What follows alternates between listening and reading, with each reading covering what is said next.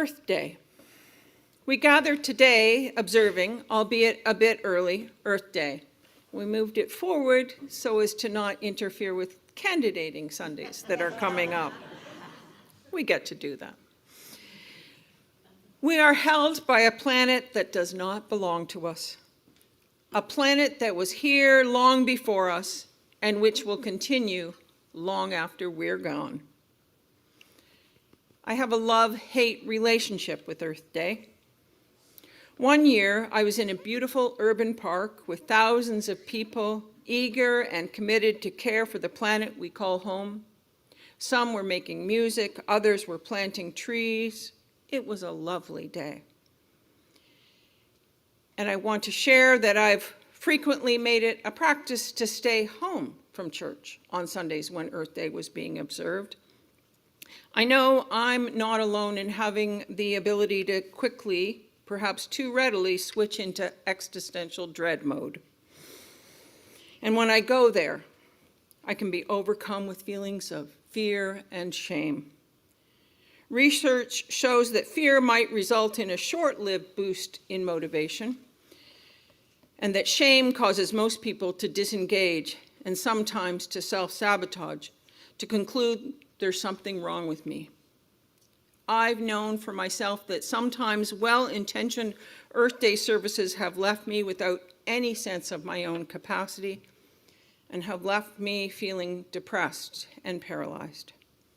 So yes, I've got a bit of a love-hate relationship with Earth Day and this whole business. I've spent time asking myself, how can I connect meaningfully and helpfully with the concept of Earth Day? It's a work in progress for me. But special days on the calendar aside, we do have a relationship with the earth. It's our home. It is a wonder.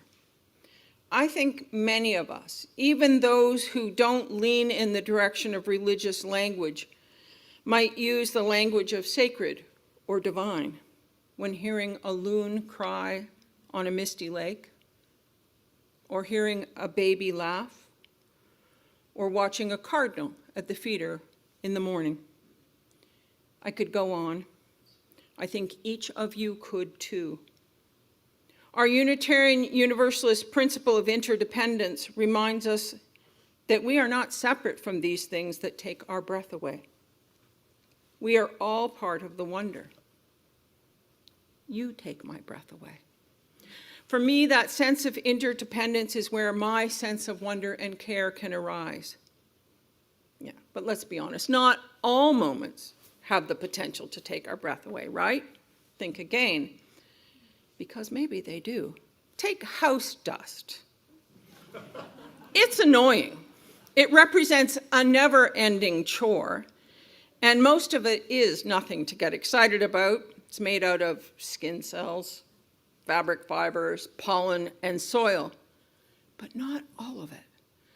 A small percentage of the dust on my windowsill, on your windowsill, is quite literally stardust.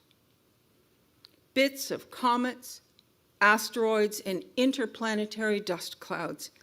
Even something as mundane as house dust is quite literally awesome. Everything on Earth is related to everything else on Earth, and Earth is related to the cosmos. And I want to stay here for just a moment, right at that threshold between the ordinary and the astonishing. Because if Earth Day only lives in the realm of the extraordinary, only in the moments of mass gatherings, inspiring speeches, tree planting, and declarations of urgency, then it risks being something that floats above our actual lives, something we visit briefly, emotionally, and then leave behind unchanged. But the earth does not live above our lives. It is our lives. Too often, partly rooted in the Judeo-Christian creation story, in which translations have asserted that humans have dominion over the other elements of creation, we have thought of ourselves as separate from everything else. The teaching that we now find so terribly flawed, terra nullius, claimed that if land was not being used in ways that Europeans recognized for settled farming, colonial-style governments, and more, it could be treated as empty and therefore available for occupation. Imagine with me, if you will, the human and Euro-centered arrogance that made it possible for anyone standing on this land as people found it at the time of contact with the Europeans, anyone standing there to think that this land was empty. The animals, the plants, the people, the fish, the birds, all of our relatives were here, and Europeans declared it empty. Whoa. It was, they believed, ready for discovery and domination, and they chose that over relationship and reciprocity. What a sad and harmful way of seeing the world. The same dust that settles on our shelves is the same dust that settles on ancient stones and forest floors. The same air that fills our lungs has been cycled through forests, oceans, animals, and time itself. The same water we drink has likely been through rivers, clouds, glaciers, and living bodies countless times before reaching us. There is nothing separate here. And yet, knowing that, well, that can go two ways. It can tip us into overwhelm. If everything is connected, then everything's at risk, and I'm too small to matter. That's where shame and fear like to take hold. They narrow the world down until all we can see is our insufficiency. But I think there's another direction we can go, where that awareness of connection can take us. Interdependence is not only a moral burden, but it is a reminder of belonging. It means that nothing is lost from the system without being felt. It also means that nothing small is ever truly small. A breath matters. A decision matters. A patch of restored soil matters.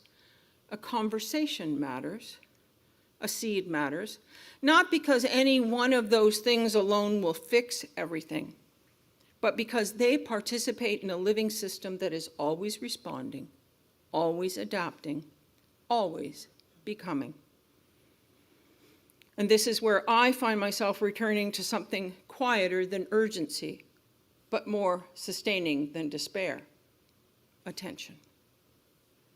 Attention is a spiritual practice, to notice the world without turning away, to let ourselves be moved by both beauty and grief without collapsing into either numbness or panic. Attention says, this matters enough for me to stay present. And presence, I think, is where care begins. Because care that is born from fear alone burns out quickly. Care that is born from shame collapses inward. But care that is born from belonging, that deep sense that we are already part of what we are trying to protect, well, that has a different texture. It can be steady, it can be imperfect, and it can be repeated. We do not need to become saviors of the earth as if we are outside it looking in. We are the earth, becoming conscious of itself. That is both humbling and freeing. And if we're still coming together, then perhaps we can let go of the idea that we must arrive at some final, perfect version of environmental awareness or moral clarity. Instead, we can practice something more human and more sustainable, a faithful willingness to return again and again to relationship. Because relationship is what the earth offers us constantly, not as an abstract idea, but as lived reality. The air meets us without asking permission. The ground holds us whether or not we're paying attention. The seasons continue their turning even when we are distracted, discouraged, or overwhelmed. The earth keeps its covenant with us even when we forget ours. And so maybe the invitation of Earth Day is not primarily to feel more or do more, but to notice more, to stay connected enough to keep noticing, to pay attention to the choices we make, to the language we use, to stay open enough to keep caring even in small and imperfect ways, just to stay in relationship even when it's complicated. Today I invite you, if you would like to take a small envelope of wildflower seeds, especially suitable for pollinators. They're at the back at the green team table. If each household took one, a small gift you can make for the earth, wherever you travel in the next weeks. Apparently, waiting a little longer until the danger of the last frost is finished is advisable. Love looks different at different times. It's not only awe in a beautiful park where people are planting trees.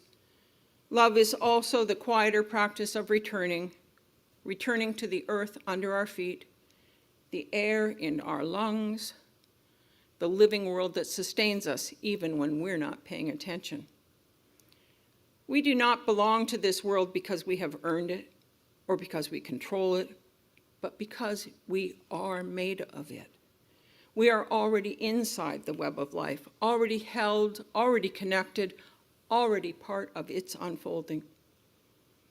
And if that is true, perhaps then our task is not to carry the earth alone, but to learn how to live as if belonging is real.